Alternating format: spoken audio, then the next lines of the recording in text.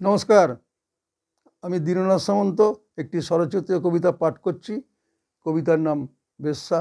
Like করবেন ভালো লাগলে। বেশ্যা কথাটা অশ্লীল নয়, জানা দরকার। জগতের সর্বত্রই এই বেশ্যা রয়। বেশ্যারাই রাত কত গণ্যমান্য লোকের দিনে রাতের অসুর ভোগের আচার হয়। কাজ দেওয়ার নামে কত অসাধু লোক কত নিষ্পাপ নিরীহ মা বোনেদের বেচে দেয়। তারা রয় নরকে, কত অকথ্য অত্যাচারের শিকার হয় যা ভাষায় বলার নয়। সেটা তাদের কেউ বেচে মাসি করে অর্থ উপায়। সে নরকে কেউ থাকে না তাদের সহায়।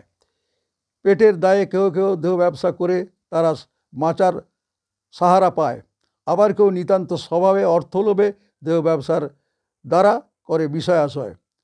কোনো কাজের বিনিময়ে কত অসাধু আমলা বেহায়ের মতো হাত পেতে টাকা যায়। বস্তুত এদেরও বেশ্যা বলা যায়।